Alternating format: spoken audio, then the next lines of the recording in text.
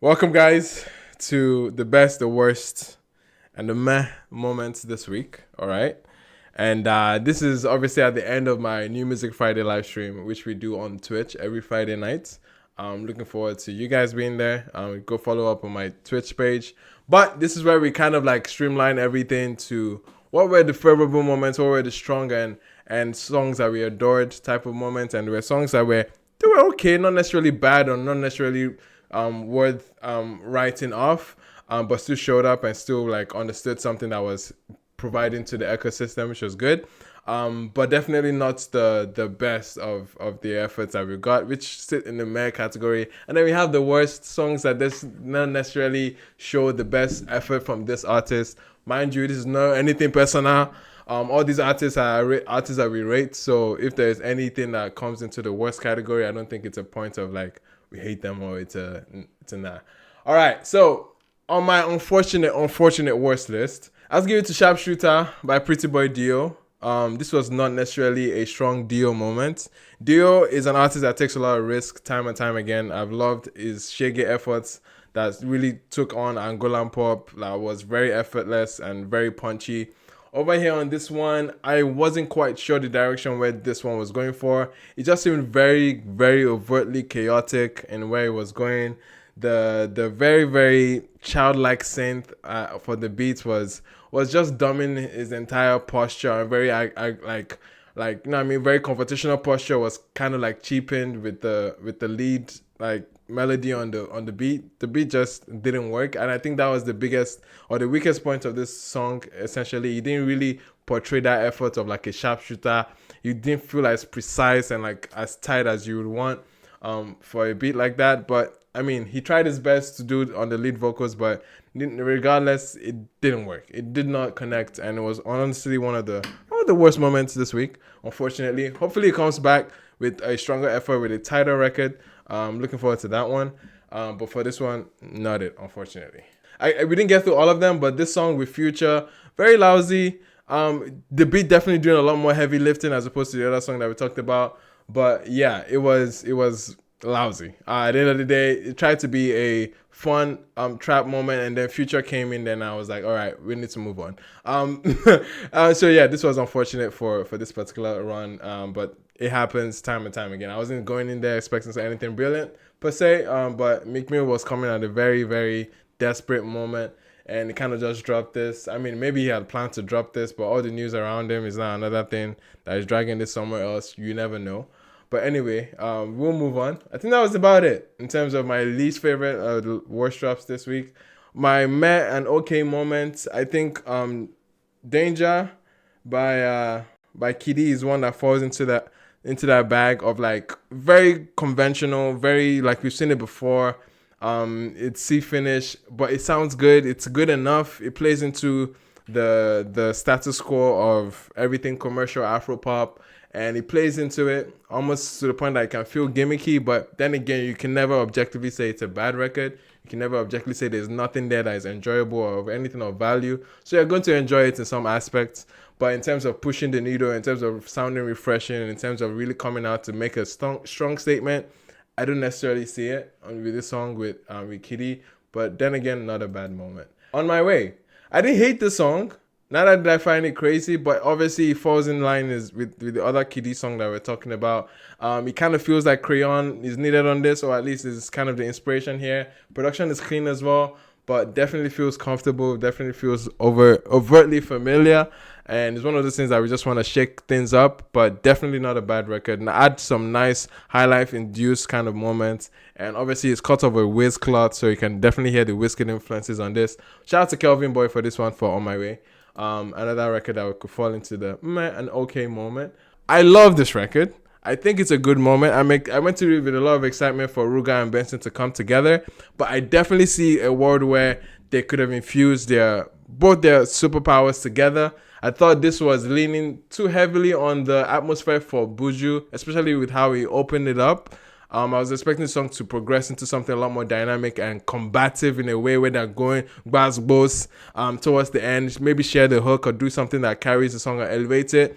That didn't come, but you can never take away the brilliance in the beat. I think the beats kind of rides off the similar chord progression of Asiwaju, like Ruga's Asiwaju, but it's kind of tamer, it's cleaner, and it settles well for a Buju run. So Buju definitely opens up with a nice, decent run. It's just that sometimes it can feel repetitive and it can feel not as eventful, but Ruga came in there to like kind of shake things up a little bit, which now made it much more decent balance.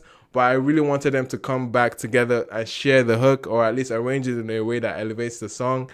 Other than that, I don't think there's a problem with the song really.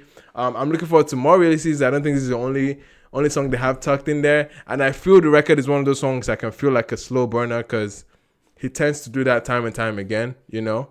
But anyway, it happens. And when it comes to my best moments, I absolutely enjoyed. This is a song that came up last week, but Umu Bilibo and Il Bliss with Chukwu Ebuka.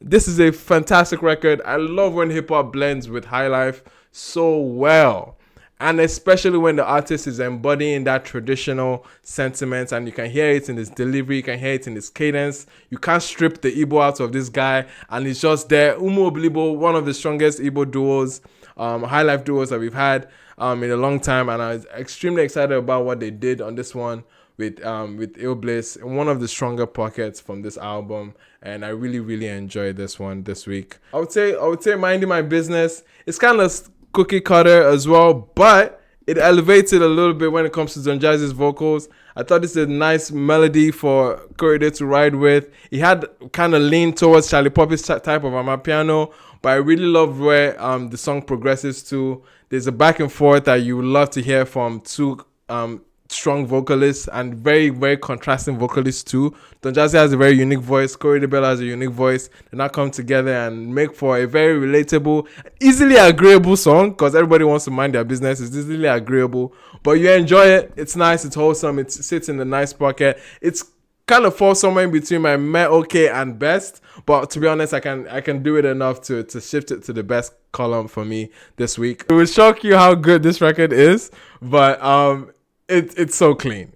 Harry Song doesn't get enough props for his vocals. I thought this is another song that you could very well compare to a Wande Cole, and yes, you can actually do it. You can actually compare this to a Wande Cole moment, and I thought this was strong. The background vocals on this one, so infectious. The Ave Maria thing, it's so romantic and wholesome. This atmosphere, very suspect subject matter in terms of if you hear the song, you understand what I mean. But definitely, it carries that Catholic type of atmosphere. It's wholesome. It's nice. It's rich. The production is very it's very potent and clean for Harry Song to ride through. And this was a nice record. Maria by Harry Song. And another song, probably one of my favorite ones tonight. Okay, I'll give it up to Skepta and J5 with Portable. It's potent Portable moment, but allowing for rappers to essentially rap, and you could see Skepta go bar for bar on every record. Very shock value after shock value. Shokoloko Bangoche run, the Kennedy bar, the ode to Odumodu Black, the little, like, it was a very eventful song. The video kind of followed up and made it like a favorable drop. And this is a very nice moment for Portable because you don't see him as disciplined, as polished as this particular vocal runs that he had. He was ad-libbing and harmonizing his runs very clean on this song, and it carries his entire aura and atmosphere. Like, it doesn't seem off-brand for him. This is exactly where he should be, and I'm excited about what this song could do for him, and it's a very good song that I'm definitely going to be spinning more often. Okay, and one song I forgot to add into this, Thank God For Me by Schoolboy Q. This is from his long-awaited album, Blue Lips. Okay, it's been 5 years since we got an album from him, so this was an exciting one, and we got to check out Thank God For Me. Just hard-hitting production list with like suave, like West Coast type of rapping like we usually hear from Scuba Q. This was a fine record. I loved it. And that strong moment that I enjoyed was an Akpala moment, but like fused with a little bit of R&B. We have Tolani and Q Dot. Tolani definitely, I'm not too familiar, but it seems like I've heard something from her before in a long time. There's apparently a song with Ricardo Banks that is not coming to my memory, but on coming to this song, seeing Q Dot's one of my favorite Akpala musicians right now in terms of like the new age sound for Akpala. I think he was able to open up the record nicely and essentially go back and forth with Tolani, and they created a very inspirational, wholesome atmosphere with this song called I Believe, and I thought it was a very strong record. All right, guys, that's about it for my best, worst, and meh songs. There's obviously other songs that fall in between all of that, but we can't talk about everything today. But these are the songs that I thought were noteworthy and interesting to highlight for this week. Appreciate everyone that has been on the live stream. You guys have stuck around for almost 4 hours on the live stream. It's always fun. It's always energetic, and we get to wrap up the week. And looking forward to the uploads that are gonna come on other platforms. Patreon obviously is gonna hear of this. Shout out to everyone on Patreon. Go support to get every playback, every audio playback from the live stream in case you missed it.